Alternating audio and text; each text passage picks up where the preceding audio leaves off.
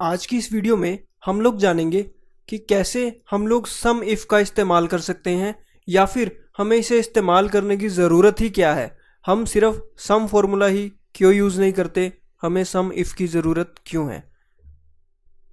जैसा कि आप अपनी स्क्रीन पर देख पा रहे हैं, मैंने यहाँ एक डेटा बनाया है जिसके अंदर आपको मंथ दिखाई दे रहे हैं कि मंथ वाइज आपको सेल्स पर्सन के नाम दिख रहे हैं, आइटम दिख रही है, यूनिट्स दिख रहे हैं और पर यूनिट क्या कॉस्ट है और टोटल सेल। यानी कि एक डेटा है जैसे कि जनवरी मंथ में रंजीत हमारा सेल्स पर्सन था, उसने सिर्फ बेचे हैं 95 यूनिट्स बेचे हैं, ये पर यूनिट का कॉस्ट है और टोटल सेल। तो इस महीने में रंजीत ने कितनी सेल की है सिरप की, वो हमारे पास डेटा मौजूद है। लेकिन ये जो डेटा है ये बड़ा ही रफ है। अब यहाँ पे जनवरी में रंजीत ने किया हुआ है सेल, नीचे फिर से जनवरी में राहुल ने किया हुआ है, तो ये डेटा बड़ा ही मैसअप है। अब मुझे इस डेटा में से टोटल सेल निकालनी है सेल्स पर्सन के हिसाब से। मुझे चेक करना है कि किस सेल्स पर्सन ने कितनी सेल की है। तो अब इस सब के अंदर से अब एक एक जो टोटल सेल है इसे प्लस करने में हमें बहुत समय लग जाएगा। जैसे कि मैंने यहाँ एक सम का फॉर्मूला लगाया हुआ है, ये देखिए। अब ये सम का फॉर्मूला लगाने के लिए मुझे कितनी बार इन्हें सिलेक्ट करना पड़ा, F7, F16, F18, F24, F27, F36। ये इतने सारे सेल्स हैं, इनके अंदर डेटा है कुलदीप का जो कि मैंने सम करके यहाँ पे रखा है। इसी तरीके से अजय का भी है, मोनिंदर, नवीन, राहुल, रंजीत, सचिन और विनोद, इन सभी का डेटा इस तरीके से यहाँ पे मेंशन है। अब आप अगर ऐसे सम करने बैठेंगे तो आपको बहुत समय लगेगा, लेकिन यहाँ हमारी मदद के लिए मौजूद है सम इफ़ का फंक्शन। तो ये बड़ा ही सिंपल है, हमें सिर्फ इक्वल का साइन प्रेस करना है, सम इफ़ टाइप करना है। यहाँ पे हमारे पास नीचे ऑलरेडी सम इफ़ का फंक्शन दिखाई दे रहा है, हम टैब प्रेस करेंगे तो ये सिलेक्ट हो चुका है। यहाँ सबसे पहले अब हमसे पूछ रहा है रेंज। रेंज यहाँ आपको बोल्ड में लिखा हुआ दिखाई दे रहा है। दोस्तों ये चीज़ ध्यान रखिएगा, आप जब भी कोई फंक्शन या फॉर्मूला लगाते हैं तो नीचे आपको उसका सारा प्रोसीजर लिखा रहता है कि आपको क्या पहले सिलेक्ट करना है और कैसे करना है। अब यहाँ पे लिखा हुआ है रेंज, यानी कि मुझे किस कॉलम या रो से अपना जो डेटा है पिक करना है। तो मुझे डेटा पिक करना है सेल्स पर्सन का, और यह है बी कॉलम। मैं बी पे प्रेस करता हूँ, ये सारा कॉलम जो है सिलेक्ट हो चुका है। अब इस रेंज में से मुझे क्या सर्च करना है, मुझे सर्च करना है कुलदीप का डेटा, राइट। तो मैं कोमा प्रेस करूंगा। कोमा प्रेस करने के बाद ये क्राइटेरिया पूछ रहा है। क्राइटेरिया जैसे कि मैंने आपको बताया, मुझे कुलदीप का डेटा फाइंड आउट करना है, तो मैं कुलदीप को सिलेक्ट करता हूं। H2 कॉलम, H2 कॉलम में है जो कुलदीप का नाम मेंशन है, मैंने उसको क्राइटेरिया में सिलेक्ट कर लिया है। कोमा प्रेस करता हूं। अब मुझसे पूछ रहा है सम रेंज, यानी कि किस रेंज में से मुझे सम चाहिए। तो वो ऑब्वियस सी बात है, मुझे टोटल सेल्स में से चाहिए। तो जैसे मैंने पहली बी कॉलम सिलेक्ट किया था, अब मैं एफ कॉलम सिलेक्ट कर रहा हूँ। एफ कॉलम में से जो भी डेटा है मुझे उसका सम चाहिए कुलदीप के अगेंस्ट। ये सिलेक्ट करने के बाद मैं ब्रैकेट को बंद कर दूंगा। ब्रैकेट बंद करना याद रखिएगा फ्रेंड्स, ब्रैकेट बंद करने के बाद ही आपको एंटर प्रेस करना है। मैं एंटर प्रेस करता हूं, देखिए मेरे पास सम आ चुका है। जो सम मैंने यहाँ पे इतने सारे सेल्स को मैन्युअली सिलेक्ट करने के बाद आया था, वो सम यहाँ पे एक छोटा सा फंक्शन लगाने के बाद ऑटोमेटिकली आ चुका है। और इसका एक और फायदा भी है, वो ये है कि यहाँ पे मुझे जो सम निकालना था, मुझे सभी सम मैन्युअली निकालना पड़ा, यानी सभी सेल्स में जाके मैन्युअली डालने पड़े और हर एक अपने सेल्स पर्सन का डेटा एक एक करके डालना पड़ा, जो कि बड़ा ही लंबा प्रोसीजर है। लेकिन सम इफ में मुझे ऐसा कुछ नहीं करना पड़ा। एक फॉर्मूला मैंने लगाया और मैं इसी को नीचे ले दूंगा कंट्रोल डी करके। ये देखिए फ्रेंड्स, सभी के सभी जितने भी सेल्स पर्सन है सबका डाटा ऑटोमेटिकली इसमें आ चुका है। इससे आपका काम बहुत ही फास्ट और एकदम एक्यूरेट तरीके के साथ होगा। अगर आप देखना चाहते हो कि आपका ये जो डेटा आया है ये सही है या नहीं है, या इसमें कुछ गलती तो नहीं है, तो आप इसे सिलेक्ट कीजिए। नीचे आप देखिए आपको इसमें सम दिखाई दे रहा है, आपका सम है 96015.60। ये आपका टोटल सम आया है जो आपने सम इफ का फॉर्मूला लगाया है इससे। अब यहाँ पे आप अपने टोटल सेल्स के डेटा में भी देखिए, ये देखिए ये सम जो है इससे मैच करता है 96015.60। इसका मतलब है कि आपका जो डेटा है एकदम एक्यूरेट है। इसी तरीके से आपको अगर सेल चाहिए सेल्स पर्सन के हिसाब से नहीं, आपको मंथली सेल चाहिए कि एक महीने में मेरी कितनी सेल हुई है, तो आप वो भी इसी सम इफ के फॉर्मूला से कर सकते हैं। इक्वल प्रेस करेंगे, सम इफ सिलेक्ट करेंगे,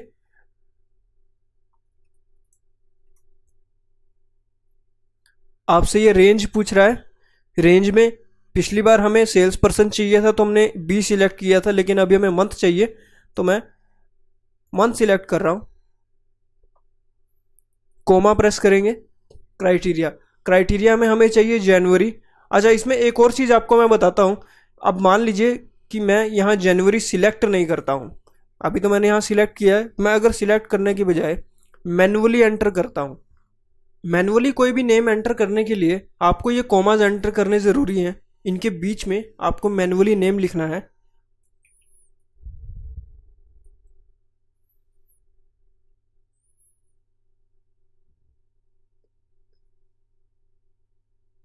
अब ये आप इन्वर्टेड कोमाज बंद करने के बाद फिर आप कोमा प्रेस कीजिए। ये देखिए आपका जो क्राइटेरिया का ऑप्शन है ये जा चुका है। अब आपको सम रेंज सिलेक्ट करनी है।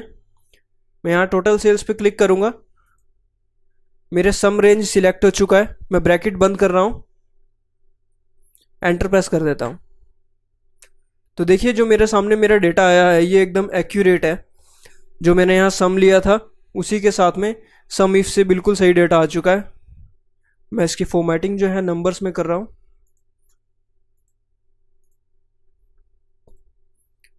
अब अगर मैं इसे भी अपने ऊपर वाले टेबल की तरह नीचे कंट्रोल डी करता हूं तो क्या मेरा डेटा सही आएगा? देखिए सेम का सेम जो मेरा अमाउंट है वो सभी के अंदर चला गया। ऐसा क्यों हुआ है? क्योंकि मैंने फॉर्मूला के अंदर यहाँ पे जनवरी लगा दिया था। तो अब ये क्या करेगा, उस रेंज में से सिर्फ जनवरी ही पिक करता रहेगा। देखिए अब इसके लिए मुझे क्या करना पड़ेगा, इस जनवरी की जगह अगर मुझे फरवरी चाहिए तो मुझे फरवरी का डाटा यहाँ डालना पड़ेगा। अब यहाँ पे फरवरी का डाटा आया है। तो ये बड़ा ही मुश्किल सा प्रोसीजर है। मुश्किल तो क्या कहेंगे कि लेंथी प्रोसीजर है कि हमें सारों में चेंज करना पड़ेगा। इसलिए हम लोग ऐसा ना करते हुए हम लोग इसे चेंज करेंगे और यहाँ पर हम फरवरी को सिलेक्ट कर लेंगे और फिर एंटर प्रेस करेंगे। अब हमारा डेटा जो है यहाँ पर आ चुका है।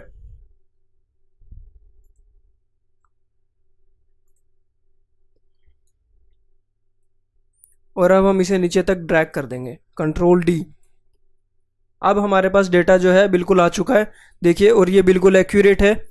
इसे भी चेक करने के लिए ये सही है या नहीं है, इसका भी टोटल चेक करेंगे। देखिए टोटल वही आ रहा है 96015.60। यही अब मुझे जो डेटा है वो मंथ वाइज की बजाय अब मुझे चाहिए आइटम वाइज, मेरी आइटम वाइज कितनी सेल हुई है। तो उसके लिए भी सम इफ का फॉर्मूला ही लगेगा। सम इफ, टैब दबाएंगे, फिर रेंज सिलेक्ट करेंगे। इस बार हमारी रेंज जो है वो आइटम्स की है। कोमा प्रेस करेंगे। इसके बाद हमें जो क्राइटेरिया है, क्राइटेरिया हमें ये कैप्सूल्स देखने हैं, सिलेक्ट करेंगे, कोमा प्रेस कर देंगे। सम रेंज, हमें सम किस में से चाहिए, टोटल सेल्स में से चाहिए, सिलेक्ट करेंगे। ब्रैकेट को हम बंद कर देंगे, एंटर प्रेस करेंगे। हमारे पास जो है सम आ चुका है। इसी तरीके से मैं इसे नीचे की तरफ ड्रैग कर दूंगा तो ये मेरा जो सम इफ का फॉर्मूला है इस पे लग चुका है सभी पर। यहाँ से मैं फॉर्मेटिंग में नंबर सिलेक्ट कर लेता हूँ तो ये मेरे पास बिल्कुल एक्यूरेट आ चुका है। ये भी चेक करना है कि ये सही है या नहीं। तो इन सब का टोटल भी देखिए 96015.60। तो बिल्कुल ये मैच होता है, हमारा डेटा बिल्कुल एक्यूरेट है। सिर्फ 3 बार फंक्शन लगा देने से हमारे पास सभी तरीके का डेटा आ चुका है। यही सम करने के लिए आप बैठेंगे तो सारा का सारा आपको मैन्युअली करना पड़ेगा। तो ये फ़ायदे हैं फ्रेंड्स सम इफ़ को यूज़ करने के। इसी तरीके से फ्रेंड्स, जैसा कि मैंने आपको अपने इस एक्सेल सीरीज़ की पार्ट 1 में आपको सभी फंक्शंस बताए थे, उनके अलावा एक और फंक्शन हमारे पास अवेलेबल है जो कि है एवरेज का। मान लीजिए कि मुझे एवरेज निकालना है कि मेरी यूनिट्स का एवरेज क्या है जो मैंने सेल किया है। तो वो बड़ा ही सिंपल है, इक्वल प्रेस करेंगे, एवरेज, एवरेज लगा देने के बाद टैब प्रेस करेंगे, नंबर्स सिलेक्ट करेंगे। यहाँ मैंने पहले सेल पे क्लिक किया है यूनिट्स के अंदर। अब मुझे ये नीचे तक सभी सिलेक्ट करने हैं, तो क्या करना होगा, कंट्रोल प्रेस करूँगा, कंट्रोल यानी जो बिल्कुल लास्ट वाला कॉलम है वहाँ तक मेरी ये जो डेटा है जाएगा। शिफ्ट प्रेस करूँगा और डाउन एरो की प्रेस कर दूंगा, बिल्कुल नीचे तक आ चुका है। अब मुझे इसमें से ये जो टोटल है ये सिलेक्ट नहीं करना है, तो मैं कंट्रोल को छोड़ दूंगा, शिफ्ट होल्ड करके रखूंगा और अप एरो की प्रेस करूंगा। अब ये जो मेरा डेटा है ये सिलेक्ट हो चुका है जिसका मुझे एवरेज चाहिए। सिलेक्ट करने के बाद मैं ब्रैकेट बंद करूंगा, एंटर प्रेस कर दूंगा, मेरे पास एवरेज आ चुका है यूनिट्स का। मैं यहाँ मेंशन कर देता हूँ एवरेज यूनिट्स।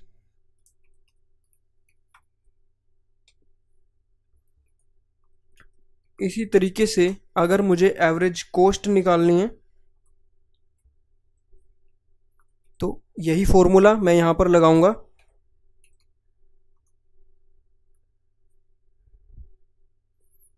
अब यहाँ पर मैं अपना जो सेल है E2 इसे प्रेस करता हूँ। अब यहाँ पर भी मुझे सबसे नीचे तक का जो डेटा है सिलेक्ट करना है। मैं कंट्रोल प्रेस करूँगा।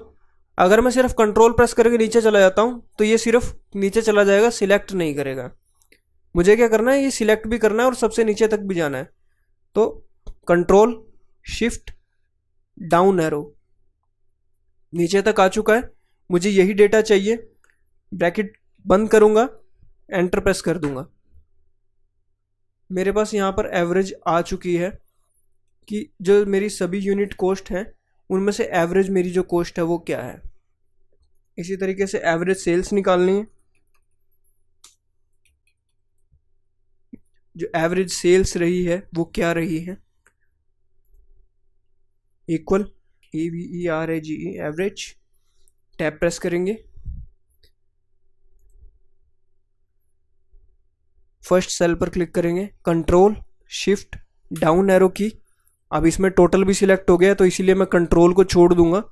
कंट्रोल छोड़ के सिर्फ शिफ्ट प्रेस करके अप एरो की प्रेस करूंगा तो मेरा एक जो सेल है नीचे से इसने छोड़ दिया है और बाकी सभी अभी भी सिलेक्टेड है। तो मुझे यही चाहिए। मैं ब्रैकेट बंद करूंगा और एंटर प्रेस कर दूंगा, मेरे पास एवरेज आ चुका है। तो इस तरीके से आप एवरेज फंक्शन का इस्तेमाल भी कर सकते हैं। आशा करता हूं कि आपको यह वीडियो पसंद आया होगा। आपको यदि कोई भी सवाल हो तो आप कमेंट सेक्शन में पूछ सकते हैं, नहीं तो हमें कोई भी आप फीडबैक या राय देना चाहें तो आप दे सकते हैं। जल्द ही मैं इसी तरीके की एक और वीडियो लेकर आपके सामने हाजिर होऊंगा। धन्यवाद।